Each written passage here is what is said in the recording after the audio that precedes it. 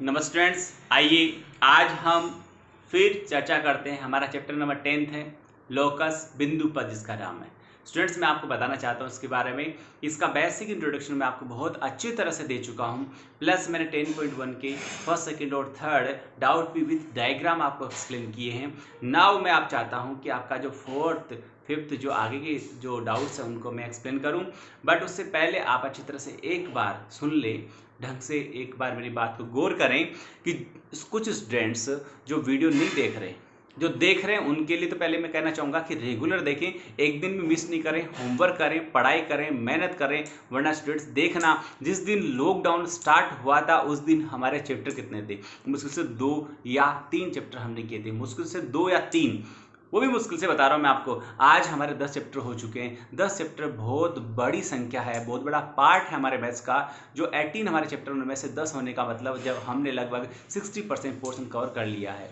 और लॉकडाउन 10 दिन बाद खुलता है, यानी स्कूल फिजिकली 10 दिन बाद लगती है, 15 दिन बाद लगती है, 2 महीने बाद लगती है, ये हमें अभी तक कोई पता नहीं है। ये कोई फिक्स नहीं है ना हमारे हाथ में कि ऐसा हो जाए। बट हमारे हाथ में ये जरूर है कि हम घर बैठ के पढ़ाई करें। स्टूडेंट, ये सोचिए कि उस भरी दोपहरी में, इस 48 डिग्री टेम्परेचर में आप जब फिजिकली आकर स्कूल में रेगुलर क्लास लिया करते थे, हर स्टूडेंट से 10th और 12th क्लास लेता था, उस समय अच्छी मेहनत करता था, पढ़ता था, तो उसकी बजाय तो घर बैठ के आपको ठंड में पढ़ना है, न आना है, न जाना है, न ट्रांसपोर्टेशन का दिक्कत है, न आने जाने का दिक्कत है, न धूप का दिक्कत है, न छाँव का दिक्कत है, किसी तरह कोई दिक्कत नहीं है। फिर आप जब ढंग से वीडियो नहीं देख रहे हैं तो आपको इसका बहुत बड़ा, अच्छी तरह सुन ले, इस पॉइंट को नोट कर लें आप अच्छी तरह से, और मेरे से बात कर लेना। जिस दिन आपका रिजल्ट आए आपका बहुत बड़ा नुकसान हो सकता है। इस बात को आप लाइटली नहीं लें। मैं सभी पेरेंट्स से भी रिक्वेस्ट करना चाहता हूं कि अपने सभी जो अपने अंडर में जो बच्चे पढ़ रहे हैं, जो आपके वार्ड्स हैं, उन सब से बात करें, उनको ढंग से पढ़ने के लिए बिठाएं, तैयारी करें, मेहनत करें, होमवर्क करें और डेली वीडियो देखें। जो बच्चे नहीं देख रहे हैं, एक बार फिर से कह रहा हूं कि आप चाहते हो कि जब भी फिजिकली 1 महीने 2 महीने बाद क्लास स्टार्ट हो, आप चाहते हो आते ही हमें 1 से लेकर 10 तक के सारे चैप्टर वापस पढ़ाए जाए, ये पॉसिबल नहीं है। इसका आपको बहुत बड़ा नुकसान हो सकता है। इसलिए मैं आपसे फिर रिक्वेस्ट कर रहा हूँ कि अब भी कुछ नहीं बिगड़ा है। यदि आप रेगुलर वीडियो देखते हैं तो पीछे वाला काम करने की आपको जरूरत नहीं है। आप आज से पढ़िए, आज से काम स्टार्ट कीजिए, आज से जो काम होता है वो पूरा कीजिए। पीछे वाले का देखेंगे, उसका अल्टरनेट है हमारे पास, उसका रास्ता है हमारे पास। आज से सब वीडियो देखना स्टार्ट करें। और जो स्टूडेंट देख रहे हैं वो अपने फ्रेंड्स को मोटिवेट करें इस बात के लिए कि देख, आज मैं रेगुलर जब पढ़ रहा हूं तो मेरे साथ क्या स्थिति है, मेरी क्या सिचुएशन है, और जब तू नहीं पढ़ रहा या मैं भी नहीं पढ़ता तो मेरी क्या स्थिति होती, इसके बारे में उसको जानकारी दे, उसको इंट्रोड्यूस करवाएं। तो स्टूडेंट्स, ये सबसे बड़ी बात है। और अच्छी तरह से पढ़े, देखें और मेहनत करें। आइए अब आगे हम बात करते हैं, वो देखिए।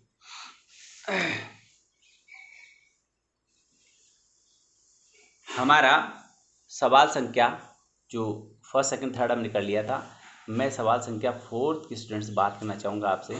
तो फोर्थ में क्या है कि थर्ड में था कि 3 असहायक बिंदुओं से होकर जाने वाले, या 3 असहायक बिंदुओं से समदूरस्थ बिंदु का बिंदु पथ क्या होगा। तो उसका जवाब मैंने आपको दिया था कि उन तीनों बिंदुओं से होकर गुजरने वाले वृत्त का केंद्र उन तीनों बिंदुओं से समदूरस्थ बिंदुओं का बिंदु पथ होगा। और मैंने आपको प्रूव करके भी बताया था, पूरा डायग्रामेटिकल आपको एक्सप्लेन किया था। आज है कि 3 संरेख बिंदुओं से समदूरस्थ बिंदु का बिंदु पथ क्या होगा, इसको मैं प्रूव करके इसका भी आपको पूरा विस्तार से आंसर एक्सप्लेन करता हूं। देखिए, हमारा चैप्टर 10 चल ही रहा है, ये आपको बताइए अच्छी तरह से। चैप्टर का नाम है हमारा बिंदु पथ, लोकस जिसे कहते हैं।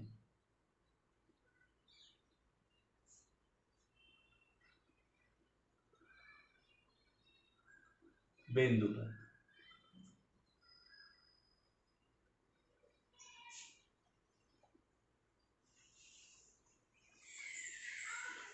लोकस। और एक्सरसाइज हमारी चल रही है स्टूडेंट्स 10.1, और सवाल संख्या 4 की बात कर रहे हैं। तो मैं इसका सॉल्यूशन ही आपके पास लिख रहा हूँ, हल ही लिख रहा हूँ, जरा देखिए इसको। और चाहो तो हल ही लिख दूँ, और आप चाहो तो मैं इसका वैसे गिवन है वगैरह वगैरह वो सारी चीज़ें भी लिखकर आपको एक्सप्लेन कर सकता हूँ, पर हल लिख ज़्यादा बेटर रहेगा। मैं लिखता हूँ कि माना ए बी व सी 3 सैरेख बिंदु है। हमें 3 सैरेख बिंदुओं से समदूरस्थ बिंदुओं का बिंदु पद चाहिए, बिंदु है। इसका डायग्रामेटिकल जो पोर्शन वो इधर में क्रिएट करता हूँ। ये ए है स्टूडेंट्स, और ये बी है, और ये सी है। ठीक है सर। अब देखिए यहाँ पर अगेन मैं मानामी तथा मानामी ऐड कर देता हूँ, और बिंदु यहाँ लिखूंगा है तथा एक अन्य बिंदु P इन तीनों बिंदुओं से समदूरस्थ है। अब स्टूडेंट्स यहाँ पर आप ये नहीं कहेंगे सर आपने तो पहले कह दिया समदूरस्थ है। अरे भाई मैंने कहा मैंने तो माना है कि 3 बिंदु भी माने हैं और उनसे समदूरस्थ बिंदु P भी माना है। मान लीजिए P यहाँ पर है, ये लो साहब, ठीक है, P यहाँ पर है और P यहाँ पर है। तो हम बात करेंगे तीनों से समदूरस्थ मतलब A और B से जितनी दूरी है उस बिंदु की A से जितनी दूरी है उतनी B से है, उतनी C से, यानी A B से भी समदूरस्थ है, B C से भी समदूरस्थ है और A C से भी समदूरस्थ है। इन तीनों प्रतिबंधों का पालन करना चाहिए। तो हम आगे इसको देखते हैं। वो देखो आप कहेंगे कि यदि फर्स्ट एरो देखिए, यदि बिंदु P बिंदुओं यदि बिंदु P बिंदुओं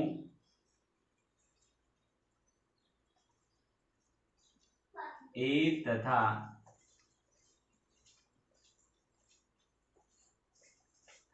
B से समदूरस्थ है तो P AB के लंब समद्विभाजक AB के लंब समद्विभाजक पर स्थित होगा। ठीक है ना। और लंब समद्विभाजक का मैं नाम देता हूं यहां पर M, यानी MAB का लंब समद्विभाजक है। ये बात आपको समझ में आ गई। अब दूसरा स्टेटमेंट, यदि P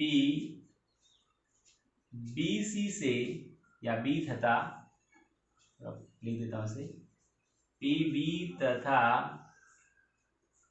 C से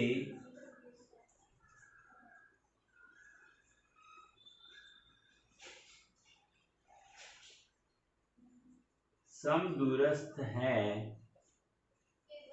तो PAB के लंब समद्विभाजक कह दूं या अर्धक, PAB के लंब अर्धक पर स्थित है।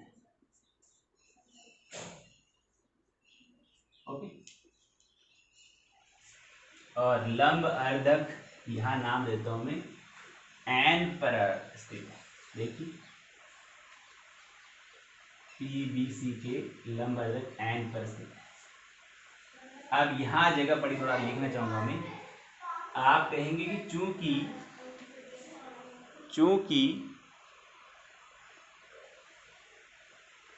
चूंकि M तथा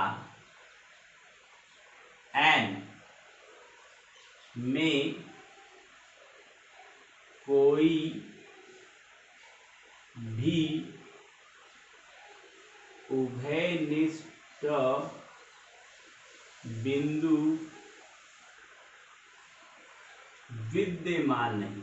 दिख रहा है क्या आपको कि ये बिंदु तो पी और क्यू में, एम और एन में सॉरी उभयनिष्ठ है।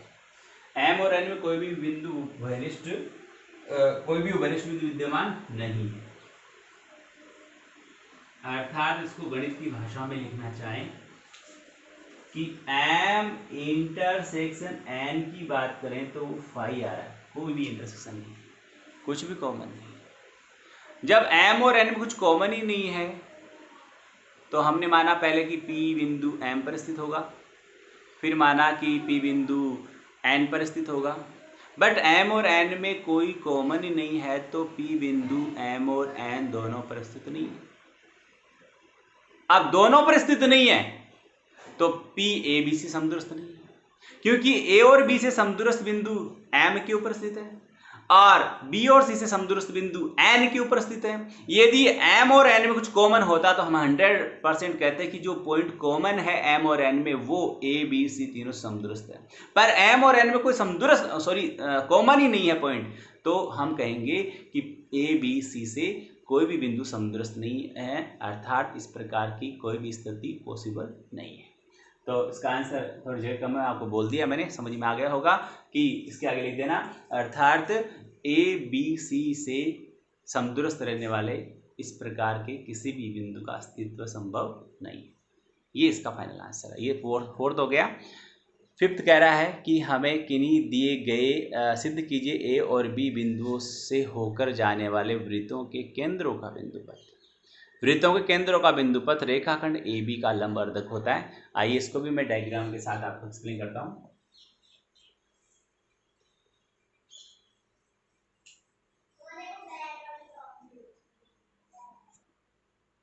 मान लेते हैं दो बिंदु ए तथा बी है, ए तथा बी, और इनसे गुजरने वाले हमने कुछ वृत्त बनाए हैं। तो ये रहा हमारा पहला वृत्त, ओके, और दूसरा वृत्त भी बना दें, यस, ठीक है। तीसरा वृत्त ऐसे ऊपर जाते हुए बन सकता है आराम से, ऐसे, कोई दिक्कत की बात नहीं है। यूं आया और ये जोड़, ठीक है। तो ये हमारे पास तीन वृत्त हो गए जो बिंदु ए और बी से होकर गुजरते हैं, और तीनों बिंदुओं के मैंने केंद्र ले लिए हैं। ये तो हो गया हमारे पास में पी, और इधर ले लिया मैंने क्यू, और इसके बीच में मैं तीसरे का जोड़ और यहाँ ले लूँ, ये हो गया हमारे पास में 8। 2 ले लूँ तो ही बहुत है, पर्याप्त है। आप देखिए,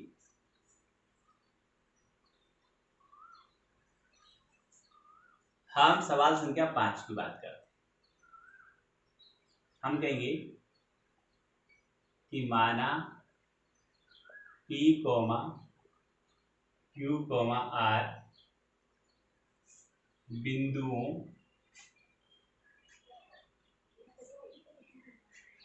A तथा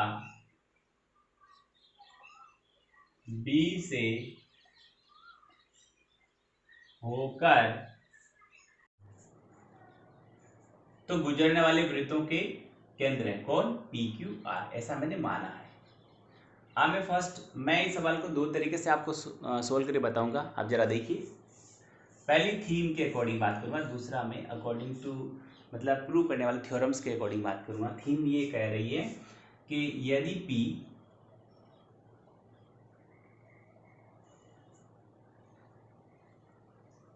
बिंदुओं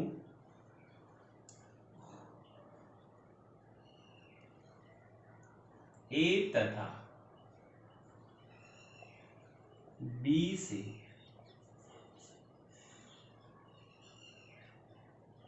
गुजरने वाले वृत्त का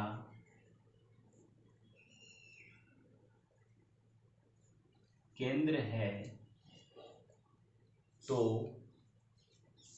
कोमा लगवाने पर तो पी ए बी के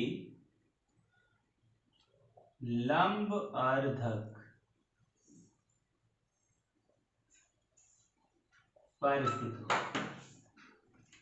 स्टूडेंट, ये स्वाभाविक सी बात है कि किसी वृत्त का केंद्र उसकी जीवा के लंब अर्धक पर स्थित होता है, ठीक है। और इसी प्रकार या इसको आगे, चलो इसको लिखता हूं पहले मैं। इसी प्रकार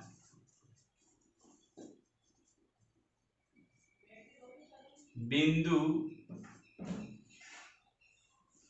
Q तथा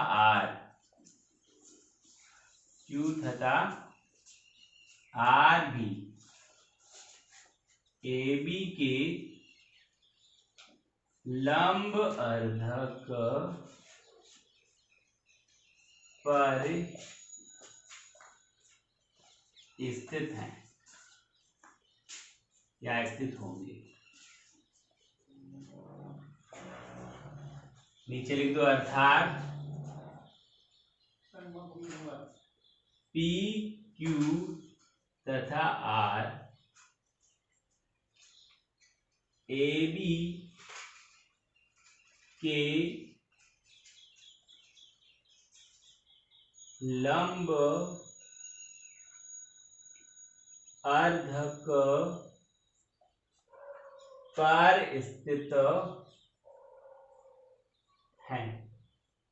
हमें ये पूछा गया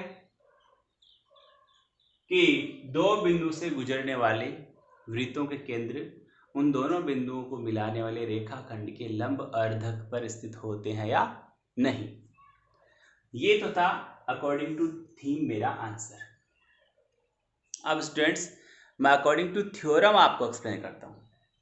प्रमेय के अनुसार क्या हो सकता है, ये यहाँ तक का पोर्शन मैंने माना वो लिखा हुआ है और ये दिया गया, मैं लिख दे हम माना वाले पार्ट को कि पी क्यू आर बिंदु ए और बी से गुजरने वाले वृत्तों के केंद्र है, ये दिया गया है हमारे पास। अब हमें सिद्ध क्या करना है? हमें सिद्ध करना है कि P, Q तथा R, AB के लंब अर्धक या लंब समद्विभाजक लंब अर्धक पर स्थित है। फिर रचना हम करेंगे, यहाँ पर कंस्ट्रक्शन हमारा रहेगा कि इनको तो ज्वाइन कर दिया हमने, यानी ये तो एक रेखा बनाई थी हमने पी क्यू आर को मिलाते हुए।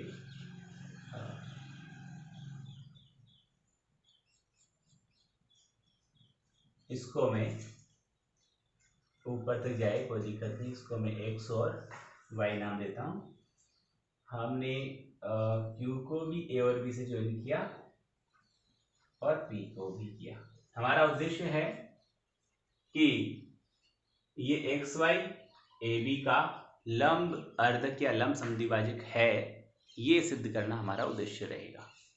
तो हम क्या करेंगे स्टूडेंट्स, सबसे पहले देखिए, मैं कहूँगा कि क्यू ए बराबर क्यू बी, क्योंकि ए और बी वृत्त की परिधि पर स्थित दो बिंदु हैं और क्यू उस वृत्त का केंद्र है। केंद्र से परिधि तक की दूरी को त्रिज्या कहते हैं। एक वृत्त की सभी त्रिज्याएं समान होती हैं। इसी प्रकार पी ए बराबर पी बी, वो भी एक वृत्त की परिधि पर स्थित दो बिंदुओं की केंद्र से दूरी सदैव समान रहती है, उसे त्रिज्या कहते हैं।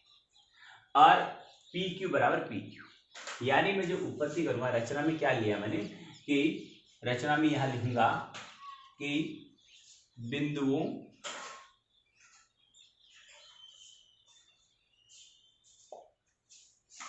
P क्यू व आर को मिलाते हुए रेखा एक्स वाई खींची, ठीक है, तथा पी व क्यू को ए तथा बी से मिलाया।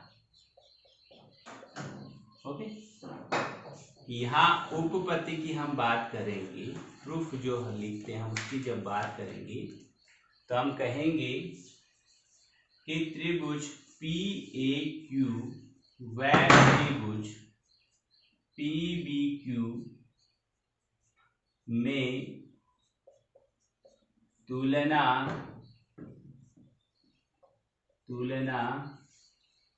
करने पर, क्या तुलना कर रहे हैं हम कि क्यू ए बराबर क्यू बी और पी ए बराबर पी बी, इन दोनों का एक साथ ये आंसर है कि वृत्त की सभी त्रिज्याएं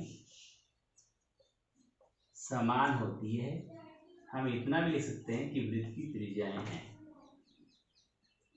और बाकी यहाँ पार्ट थोड़ी जगह कम यहाँ लिख रहा हूं मैं कि पी क्यू बराबर पी क्यू और इसका रीजन है ये एक कॉमन भुजा है, उभयनिष्ठ भुजा है, और जब तीनों भुजाएं बराबर होती है तो अतः भुजा भुजा भुजा एस एस सर्वांग समता, एस एस सर्वांग समता गुणधर्म से